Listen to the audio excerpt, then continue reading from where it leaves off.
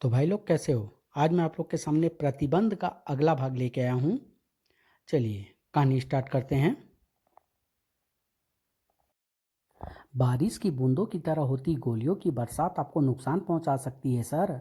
आप अपने पीए के साथ अंदर वाले सुरक्षित कमरे में चले जाइए। मैं इन्हें यहीं देखता हूँ। आइए सर। अब ठीक है, अब मैं बेफिक्र होकर इनके हथियार और इनके शरीर को जमीन सूंघा सकता हूँ।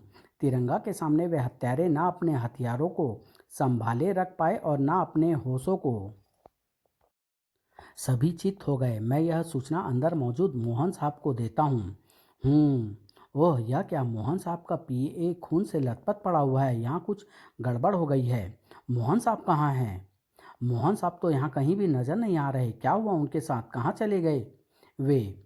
मेरी बातों का जवाब मोहन साहब का पीए देगा। बताओ क्या हुआ यहाँ? मोहन साहब कहाँ गए?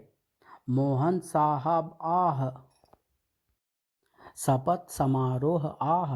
हाँ हाँ, बोलो क्या कहना चाहते हो? शब्द पिए के हलक में घुट कर रह गए थे। ओह, यह तो बोल ही नहीं पा रहा है, लेकिन फिर भी यह मुझसे कुछ कहना चाहता है। ओह, अपनी बात कहने के लिए वह दीवार पर टंगी छोटी छोटी पेंटिंगों की तरफ इशारा कर रहा है। इसकी गर्दन तो लुढ़क गई, हाथ पांव ढीले पड़ गए। एक मिनट, मरते समय पीए ने इस पेंटिंग की तरफ इशारा किया था, लेकिन क्या मैं इन पेंटिंग को देखकर उस बात का मतलब निकाल सकता हूँ जो पीए मुझसे कह रहा था? तिरंगा ने अपने सारे ध्यान के साथ साथ अपना सारा दिमाग भी उन दोनों पेंटिंगों पर केंद्रित कर दिया। कुछ क्षणों बाद ही आ गया। एक पेंटिंग का तो मतलब समझ में आ गया। उस पेंटिंग में रावण सीता का अपहरण करके ले जा रहा है। इसका मतलब कोई मोहन साहब का अपहरण करके ले गया है। लेकिन इस दूसरी पेंटिंग का क्या मतलब है जिसमें एक ही शक्ल के यानी दो हम शक्ल बच्चे बने हुए हैं? उस पेंटिंग का कोई मतलब तिरंगा को नहीं सूझा तो तिरंगा आगे बढ़ने के लिए दूसरे रास्ते पर चल पड़ा। मारते मारते पीए के मुंह से शपथ समारोह शब्द भी निकले थे। यानी इस मामले के तार कहीं ना कहीं शपथ समारोह से भी जुड़े हैं। मुझे सचिवालय पहुंचना होगा जहां शपथ समारोह हो रहा है। लेकिन विकास मोहन जी के अपहरण के बाद क्या शपथ समारोह हो रहा होगा? तिरंगा सचिवालय पहुंचा तो चकित रह गया। यहाँ तो शपथ समारोह भी हो रहा है और विकास मोहन भी मौजूद है, सीएम की शपथ लेते हुए। तो क्या मैंने उस पेंटिंग को देखकर गलत अंदाजा लगाया है कि मोहन साहब का अपहरण हो गया है, जबकि ऐसा कुछ नहीं है? लेकिन अगर ऐसा नहीं है तो मोहन साहब के पीए को किसने मारा? और शपथ ग्रहण करते मोहन साहब को क्या यह खबर नहीं है कि उनके पीए को किसने मारा? ओह, मैं जितना इस मामले को सोच रहा हूँ ये उतना ही उलझता जा रहा है। समझ में नहीं आ रहा है कि आखिर यह चक्कर क्या है। तभी तिरंगा को वह चौंका देने वाला दृश्य नजर आया। चूंकि सत्य प्रकाश जी मोहन साहब के बचपन के दोस्त हैं, इसलिए उन्होंने मुझे बताया था कि एक तो मोहन साहब को बार बार अपने बालों को अपने हाथों से माथे से हटाने की बुरी आदत है, और दूसरा उन्हें अपना बायां हाथ इस्तेमाल करने से सख्त नफरत है। इस समय मैं मोहन साहब को न सिर्फ बायां हाथ इस्तेमाल करते देख रहा हूं, बल्कि यह भी देख रहा हूं कि मोहन साहब ने एक बार भी अपने बालों को माथे से नहीं हटाया है। लगता है सीएम बनने की खुशी में मोहन साहब अपनी पुरानी आदतें भूल गए। क्या ऐसा हो सकता है? नहीं हो सकता, नहीं हो सकता। अचानक तिरंगा को लगा जैसे उसके मस्तिष्क के सभी खिड़की दरवाजे खुल गए हैं। अब सब कुछ उसकी समझ में आ रहा था। मोहन साहब का अपहरण भी हुआ है और उनके पीए की हत्या भी की गई है, लेकिन इसके बावजूद भी यहाँ सब कुछ इसलिए सामान्य है क्योंकि इस समय जो सीएम की शपथ ले रहा है वह असली मोहन साहब नहीं बल्कि उनका हमशक्ल है। हमशक्ल बच्चों की पेंटिंग की तरफ इशारा करके पीए यही मुझे समझाना चाहता था। अब मुझे यहाँ खड़े रहकर अपना समय खराब नहीं करना। तिरंगा रबड़ के बबुए की तरह हवा में उछला और आह, ये तुम क्या कर रहे हो तिरंगा? स्टॉप, आई से स्टॉप। तुम जैसे गद्दार को रोक कर ही मैं रुकूंगा। तिरंगा को रोको। कई सुरक्षा कर्मियों के रोकने से रुका तिरंगा। ये सब क्या है तिरंगा? एक ऐसे देशद्रोही को रोकने की कोशिश जो अपने षड्यंत्रों के बल पर सीएम बनने जा रहा है। ये तुम क्या कह रहे हो तिरंगा? पूरा देश जानता है कि विकास मोहन जैसा ईमानदार और देशभक्त दूसरा और कोई नहीं है। आपने सही कहा गवर्नर साहब, यह देशभक्त विकास मोहन जी नहीं बल्कि उनका हमशक्ल अपराधी है। क्या मतलब? मतलब के रूप में तिरंगा सारी घटना और बातों को बताता चला गया। हर कोई स्तब्ध था। मेरे पीए के साथ कोई हादसा हो गया उसकी मुझे कोई खबर नहीं। मुझे तो उसी समय स्पेशल कमांडो वहाँ से निकाल लाए थे जब तुमने मुझे मेरे पीए के साथ अंदर भेजा था। चूंकि वहाँ मामला काफ़ी गंभीर था इसलिए कमांडो ने सबसे पहले मुझे वहाँ से निकालने की सोची और उन्होंने मेरे पीए को भी बिना कुछ बताए वहीं छोड़ दिया। बाद में मुझे बताया गया कि तुमने वहाँ सारी स्थिति को संभाल लिया इसलिए मैं निश्चिंत होकर इस शपथ समारोह में आ गया। रही बात बाएं हाथ के इस्तेमाल करने की तो यहाँ आते समय मेरा दायां हाथ कार के दरवाजे में आ गया था। दाएं हाथ में दर्द हो रहा था इसलिए मजबूरी में मुझे बायां हाथ इस्तेमाल करना पड़ा। हाथ के दर्द के कारण ही मैं अपने बालों को भी माथे से नहीं हटा पा रहा था। लेकिन आपके पीए ने मुझे हम शक्ल वाली बात क्यों बताई?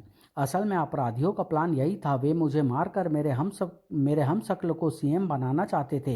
बात मेरे पीए ने भी सुनी थी लेकिन तुमने आकर उनका सारा प्लान चौपट कर दिया। लेकिन वेकिन कुछ नहीं तिरंगा, तुम अपनी हरकतों से हमारी छूट और अपनी सीमाओं को बहुत फ़ायदा उठा चुके हो। हम तो समझते थे कि देश के सम्मान तिरंगे झंडे को अपने शरीर पर धारण करने वाला शख्स अपनी हर मर्यादा और सीमाओं को जानता है। तुमने हमारी सोच को गलत साबित कर दिया। इसलिए इस शहर के गवर्नर होने के नाते हम तुम्हें फिर कभी तिरंगा ना धारण करने का आदेश देते हैं। अगर तुमने ऐसा किया तो तुम्हें गिरफ्तार कर लिया जाएगा। इसी के साथ हम यह भी आदेश देते हैं कि दिल्ली सरकार तुम पर प्रतिबंध लगाने के लिए अदालत में केस डाले। ओह बेचारा तिरंगा! मेरे षड्यंत्रों की उसे भनक भी नहीं लगी। असल में विकास मोहन के अपनी कोठी से निकल जाने के बाद ही मैंने उसके पीए को उस समय गोलियों से भून दिया था जब तिरंगा मेरे द्वारा भेजे गए भाड़े के टट्टुओं को ठिकाने लगा रहा था। मैंने ही पीए के दिमाग में यह बात डाली थी कि विकास मोहन का अपहरण हो गया है और मैंने ऐसा इसलिए किया था कि वह तिरंगा को सब कुछ बता सके और तिरंगा वह कुछ करे जो उसने किया। पहले परमाणु फिर तिरंगा। अब मेरा शिकार बनने की बारी है शक्ति की, जिसके बारे में कहते हैं कि वह है तो देवी लेकिन रहती है किसी इंसानी जिस्म में। शक्ति चंदा के इंसानी जिस्म में रहती है शक्ति। सूक्ष्मदर्शी से जिस काली त्वचा वाले सूक्ष्म जीवाणु को तुम देख रही हो चंदा, वह दुनिया के सबसे बड़े संक्रामक रोग एंथ्रेक्स का जीवाणु है। इसकी काले कोयले जैसी त्वचा के कारण ही इस जीवाणु का नाम वैज्ञानिक भाषा में बेसिलस एंथ्रेसिस रखा गया है, क्योंकि एंथ्रोसिस कोयले के लिए इस्तेमाल होने वाला ग्रीक शब्द है। सचमुच ये तो कोयले की तरह काला है। ये काला जीवाणु श्वास के साथ मानव के फेफड़ों में पहुंच जाता है और धमनियों को संक्रमित करके मानव को मौत के मुंह में पहुंचा देता है। मैं तुम्हारा इस जीवाणु से परिचय इसलिए करवा रहा हूँ क्योंकि आजकल शहर में जिस जीवाणु के बल पर एंथ्रेक्स फैल रहा है, चूंकि ऐसे कुछ मरीज तुम्हारे सामने भी आ सकते हैं, इसलिए उनका ब्लड टेस्ट करके तुम यह बात आसानी से जान सकती हो कि मरीज को एंथ्रेक्स है या नहीं। Thank you doctor. अब मैं रिसेप्शन पर जाती हूँ क्योंकि मरीजों के साथ साथ इस अस्पताल का रिसेप्शन देखना भी मेरी ड्यूटी है। एक मिनट चंदा, सुनो तो सही, मेरे दिल की बात तो सुनती जाओ। चंदा ने डॉक्टर तरुण की पुकार सुनी मगर अनसुनी कर दी, क्योंकि कहीं से आती नारी की पुकार उसके कानों में पड़ रही थी। उसका शरीर कांप रहा था और उस पर हावी हो रही थी शक्ति। और चंदा पर शक्ति के हावी होने का अर्थ होता है कि किसी नारी का स्वाभिमान और जान दोनों खतरे में हैं। और ऐसा हो यह शक्ति को हरगिज मंजूर नहीं। उस पशु प्रवृत्ति के व्यक्ति ने उस युवती को बिल्डिंग के नीचे फेंक दिया है। मैं अपनी अधिकतम गति का प्रयोग करके इस युवती को बचा लेती हूँ। शक्ति की तीव्रतम गति ने उस युवती को तो बचा लिया लेकिन उसकी गति ने यह नुकसान भी कर दिया। ओह ये क्या! मेरी गति के कारण मेरे पीछे जो वेग उत्पन्न हुआ है उसने इस बिल्डिंग को तिनके की तरह हिला दिया है। ओह ये क्या! यह बिल्डिंग तो रेत के ढेर की तरह भरभरा कर गिरने लगी। और यह सब मेरी गति के वेग के कारण हुआ। कमाल है। शक्ति को एक और कमाल नजर आया। भड़ाक! ओह ये तो वही शक्ति है जिसने इस युवती को इमारत से फेंका था, लेकिन इमारत के सैकड़ों टन मलबे के नीचे दबने के बाद भी इसे कुछ नहीं हुआ। किस मिट्टी का बना हुआ है ये? ओफ! शक्ति को अगले ही क्षण पता चल गया कि वह सख्त मिट्टी का नहीं चट्टान का बना हुआ है। अभेद चट्टान का। ओह, मेरे प्रचंड वार से यह टस से मस नहीं हुआ। इसका शरीर किसी धातु का बना हुआ है, लेकिन वह उस साधारण सी युवती को क्यों मारना चाहता था? वह युवती भी साधारण नहीं थी। यह बात शक्ति को थोड़ी देर से पता चली। ओह, जिस युवती को मैंने बचाया वह अद्भुत रूप धारण करके मुझ पर वार कर रही है। इसका मतलब मुझे यहाँ जानबूझकर बुलाया गया है। ओह, यह इन्होंने अच्छा नहीं किया, क्योंकि मैं इन दोनों के लिए मौत बन जाऊंगी। मेरे हाथ से छूटे साधारण हथियारों ने इन पर अधिक प्रभाव नहीं डाला। यानी इनके शरीर को मेरे साधारण शक्तियों को नज़र में रख कर बनाया गया है। कोई बात नहीं, अभी अपनी असाधारण शक्ति का प्रयोग करके इन्हें खत्म कर देती हूँ। मेरी उष्मा को तो ये अपने पास पहुँचने ही नहीं दे रहे। ओफ! इन्हें खत्म करने के लिए मुझे किसी बड़े हथियार का निर्माण करना होगा, और ऐसा करने के लिए मुझे लोहा चाहिए, और लोहा मुझे मिलेगा इस बड़े टैंकर से जिसमें दूध भरा हुआ है। जैसे ही मैं अपनी उष्मा से टैंकर के लोहे को अपने शरीर में जब्त करूंगी, वैसे ही टैंकर में भरा सारा दूध तो सड़क पर बिखर जाएगा, लेकिन इनके खात्मे का इंतजाम तो हो जाएगा, जो दूध बिखरने से ज़्यादा ज़रूरी है। ओह नहीं, इस टैंकर में दूध नहीं, इसमें तो पेट्रोल है, जो मेरी उष्मा की गर्मी पाते ही भभक उठा है। और यह पेट्रोल इतनी अधिक मात्रा में है कि यह सारे इलाके को जलाकर भस्म कर देगा। मुझे इस पेट्रोल से होने वाली तबाही को रोकना होगा, लेकिन उससे पहले मैंने जिस मकसद से टैंकर के लोहे को जज्ब किया है, उसे पूरा कर लूं। इधर से शक्ति ने वह खतरनाक हथियार उछाला, और उधर से उसके दुश्मनों ने कोई अजीब सा पाउडर। दोनों ने अपना काम किया। उधर हथियार ने उन दोनों को खत्म किया, और इधर शक्ति के चेहरे को उस पाउडर ने ढका। यह पाउडर नीचे ही इन्होंने इसलिए उछाला है ताकि यह मेरी आंखों में पड़कर कुछ देर के लिए मुझे अंधा कर दे, और मैं पेट्रोल से मचने वाली तबाही को ना रोक सकूं। लेकिन ऐसा नहीं होगा। कुछ ना देख पाने की स्थिति में भी मैं इस तबाही को रोकूंगी। अपने शरीर से अपने प्रतिरूप को निकालकर। शक्ति के शरीर से निकले सैकड़ों प्रतिरूप जलते और बहते पेट्रोल की तबाही को रोकने और उसमें फंसे लोगों की जान बचाने में जुट गए। और जब तक वे रूप वापस लौटे, तब तक शक्ति का वास्तविक रूप भी संभल चुका था। मुझे मालूम था जब तक मैं देखने लायक हो जाऊंगी, तब तक मेरे रूप सब कुछ कंट्रोल में कर लेंगे। ऐसा ही हुआ। हैं? अरे ये क्या? ये एकाएक चारों तरफ भयंकर प्राणी कहाँ से आ गए? ओह, यहाँ का तो सारा वातावरण ही विचित्र भयंकर प्राणियों से भरा हुआ है। लगता है किसी ने पाप क्षेत्र को खोल दिया है, जो इतने सारे भयंकर प्राणी वातावरण में फैल गए हैं। मुझे इन भयंकर प्राणियों को तुरंत ही समाप्त करना होगा, नहीं तो ये सारे शहर को तबाह और बर्बाद कर डालेंगे। ये तो बहुत कम संख्या में समाप्त हो रहे हैं। मुझे इन्हें तेजी से समाप्त करने के लिए अपनी उष्मा के तेज को और अधिक बढ़ाना होगा। शक्ति ने अपने वार के तेज को बढ़ा दिया था, लेकिन फिर भी जो भयंकर प्राणी उसकी आंखों के सामने थे, वे खत्म होने का नाम ही नहीं ले रहे थे। ओह, अभी भी मेरे वार पूरी तरह इन भयंकर प्राणियों को समाप्त नहीं कर पा रहे हैं। लेकिन ये मेरे वार जाकर कहाँ लग रहे हैं? सामने अभी जो इमारतें थी वे कहाँ चली गई? मुझे इनकी जगह अत्यधिक विशाल विशाल दीवारें क्यों नजर आ रही है? ओह, कुछ और भयानक प्राणी इस बार एकदम अलग ही किस्म के मुझ पर हमला करने के लिए मेरी तरफ बढ़ते हुए। मुझे इन्हें भी तुरंत ही समाप्त करना होगा। एक मिनट, मैंने इन विचित्र प्राणियों को इससे पहले भी कहीं देखा है, लेकिन कहाँ? सूक्ष्मदर्शी में डॉक्टर तरुण ने इन्हें मुझे दिखाया था और कहा था कि कोयले की तरह काले ये जीवाणु एंथ्रेक्स के जीवाणु हैं। लेकिन ये जीवाणु तो अत्यंत सूक्ष्म होते हैं, फिर ये इतने बड़े बड़े रूप में मेरे सामने क्यों हैं? कहीं ऐसा तो नहीं कि ये मुझे इसलिए बड़े दिख रहे हैं क्योंकि मैं इन्हें अभी भी उस लेंस से देख रही हूँ जो सूक्ष्मदर्शी में लगे होते हैं, या शायद उससे भी शक्तिशाली लेंसों से, और वे लेंस मेरी आंखों की पुतलियों पर सेट है। उस पाउडर की मदद से जो मेरी आंखों में डाला गया था, अभी पता चल जाता है। अपनी उष्मा के ताप युक्त हाथों को अपनी आंखों पर रखती हूँ। शक्ति के हाथों की गर्मी उसकी आंखों में पहुँची, और इसी के साथ सारी स्थिति शीशे की तरह साफ होती चली गई। एकाएक सारे भयंकर प्राणी गायब हो गए और जो आसमान से ऊंची ऊंची दीवारें दिख रही थी वे अब सामान्य हो गई। यानी मेरा सोचना सही निकला, जो पाउडर मेरी आंखों में गिरा था उसने मेरी आंखों के रेटिना के आगे ऐसे शक्तिशाली लेंसों का निर्माण कर दिया था जिनकी वजह से सूक्ष्म प्राणी मुझे बड़े बड़े भयंकर प्राणी दिख रहे थे। मेरे हाथों की उष्मा ने अब उन लेंसों को खत्म कर दिया है, इसलिए अब मुझे सब कुछ सामान्य दिख रहा है।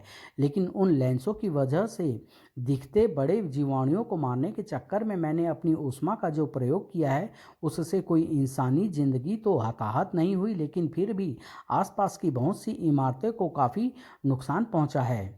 और शायद यही वह चाहता था जिसने अपने अद्भुत विज्ञान की क्षमता का इस्तेमाल करके मेरे रेटिना पर शक्तिशाली लेंस चढ़ाए। लेकिन वह था कौन और उसने ऐसा क्यों किया?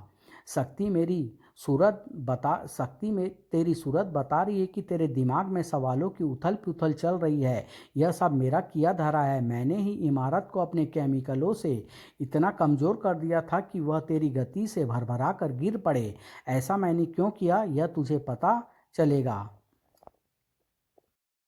कल के अखबारों के मुख्य पृष्ठों पर क्राइम कवरेज, शक्ति पगलाई, तूफानी गति से एक इमारत को गिराया, पेट्रोल टैंकर में आग लगाई, पागलों की तरह अपनी उष्मा छोड़कर सैकड़ों इमारतों को नुकसान पहुंचाया। क्राइम कवरेज, क्या शक्ति विनाशक साबित होगी? अशोका एक्सप्रेस, शक्ति के विरुद्ध प्रसिद्ध वकील सत्य प्रकाश ने जनहित याचिका डाली।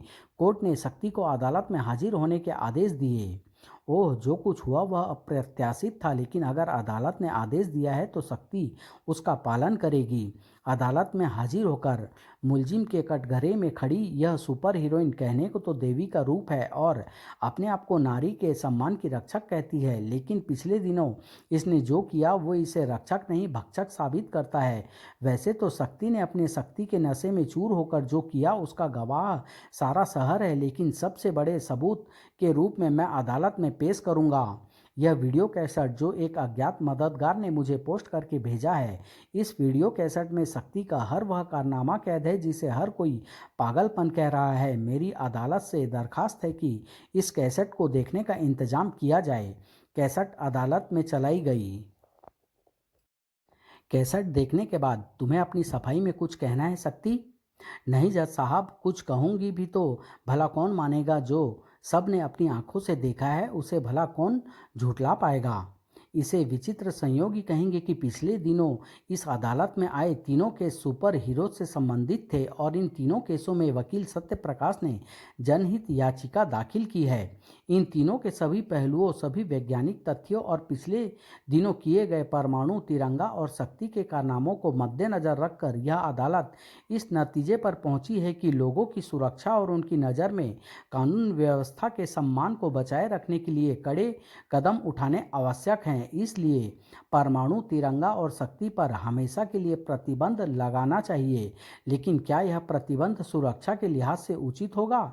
बिल्कुल मिलॉर्ड, इसमें कोई शक नहीं कि परमाणु, शक्ति और तिरंगा इस शहर और देश की सुरक्षा के मजबूत हाथ है। लेकिन अगर शरीर की रक्षा करने वाले हाथ में नासूर हो जाए तो शरीर को बचाने के लिए क्या उसे काटना उचित नहीं?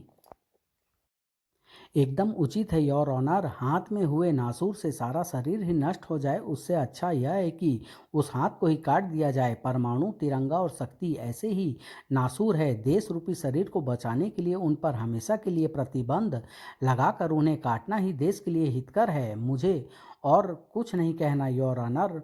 तो फिर ठीक है, यह अदालत परमाणु, शक्ति और तिरंगा पर प्रतिबंध लगाती है और यह प्रतिबंध तत्काल आदेश के साथ ही लागू होगा।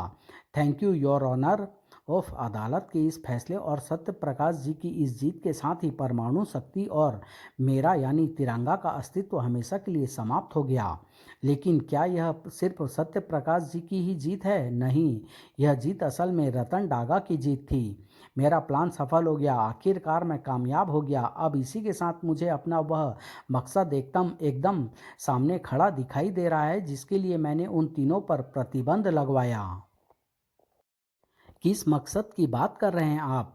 पता चल जाएगा। अभी तो तुम तीनों जाकर शहर में लोगों की मदद करो, अपने आप को उनमें सुपर हीरो साबित करो, उनका विश्वास जीतो।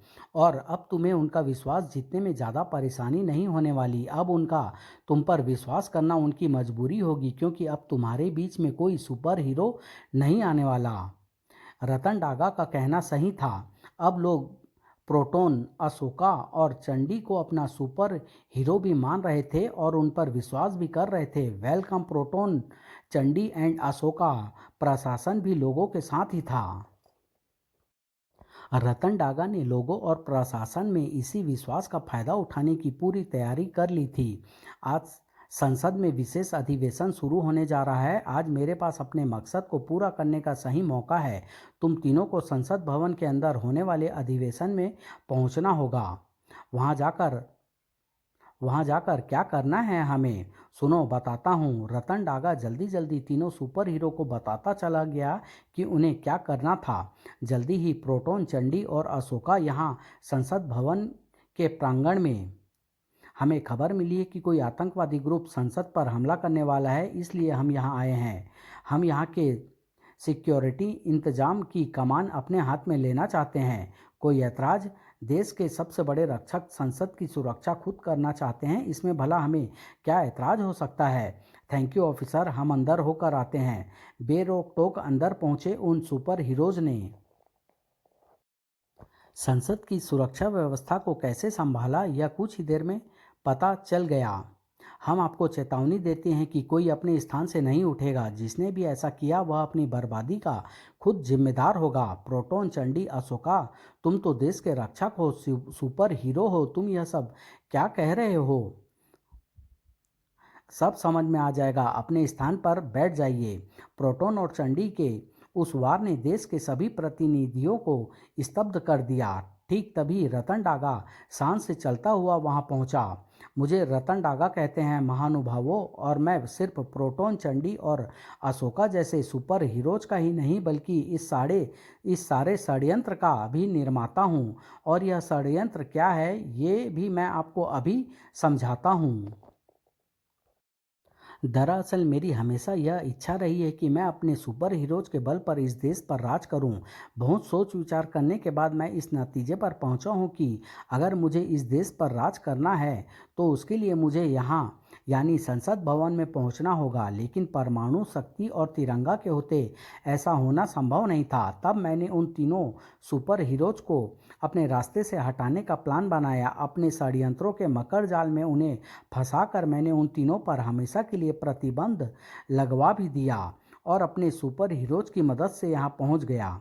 अब मैं यहाँ अपनी ऐसी सरकार बनाऊंगा जिसका राष्ट्रपति, प्रधानमंत्री, गृह मंत्री, रक्षा मंत्री सभी कुछ मैं होऊंगा। अब इस देश पर मेरा राज चलेगा। जो मेरा विरोध करेगा उसे मेरे सुपर हीरो खत्म कर डालेंगे।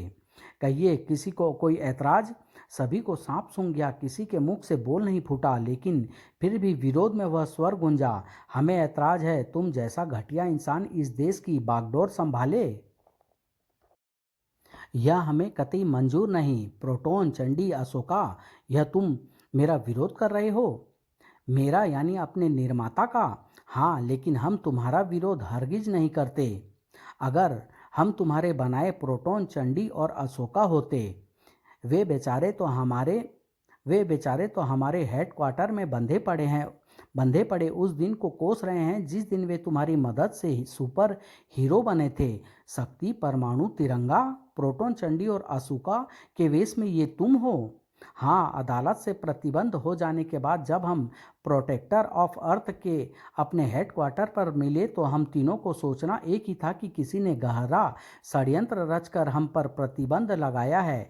तब हमने निर्णय लिया कि हम तीनों उस षड्यंत्रकारी को दुनिया के सामने लाकर साबित कर देंगे कि हमारे साथ अन्याय हुआ है। हालांकि इसके लिए हमारे बाकी साथी नागराज, ध्रुव, डोगा और इंस्पेक्टर स्टील जैसे सुपर हीरोज ने हमारी सहायता की पेशकश की, लेकिन हमने उनकी मदद लेने से इसलिए इनकार कर दिया क्योंकि हम अपने खिलाफ षड्यंत्र रचने वाले को दिखा देना चाहते थे कि अगर वे शेर हैं तो हम हैं सवा शेर। प्रतिबंध के कारण हम अपने असली रूप में तो दुनिया के सामने नहीं आ सकते थे, इसलिए उसके लिए हमने प्रोटोन, चंडी और अशोका बनने की योजना बनाई। उन तीनों की शक्तियों के कारण उन पर काबू पाना मुश्किल जरूर था, लेकिन सवाल अपने और देश के अस्तित्व को बचाए रखने का था। इसलिए हमने उस मुश्किल काम को अंजाम दिया और फिर प्रोटोन, चंडी और अशोका बनकर लोगों की मदद करने में जुट गए। प्रोटोन, चंडी और अशोका बनकर हम तुम तक तो पहुंच गए थे, लेकिन अभी हम ना तुम्हारा उद्देश्य जान पाए थे और ना अपने आप को बेगुनाह साबित करने का कोई सबूत हासिल कर पाए थे। इसलिए हमें कुछ दिन तुम्हारे इशारे पर काम करना था। आखिर वह दिन आ ही गया जब तुमने अपने नापाक मंसूबों को अपने ही मुंह से कबूल कर लिया, न सिर्फ देश के इन सभी प्रतिनिधियों के सामने बल्कि संसद के इस अधिवेशन की लाइव कवरेज देखते सभी देशवासियों के सामने। ओह, मैं तुम तीनों को जिंदा नहीं छोड़ूंगा। आह, इतना मत उछल डागा, क्योंकि तेरा खेल खत्म हो चुका है। भड़ाक। देश के सभी प्रतिनिधियों ने शक्ति, परमाणु और तिरंगा की पीठ थपथपाई। शाबाश शक्ति, वेल डन परमाणु, शाबाश तिरंगा। सच्चाई सभी के सामने आ चुकी थी। अब भला परमाणु, शक्ति और तिरंगा से प्रतिबंध हटने में क्या देर लगनी थी। They are our real super hero. समाप्त।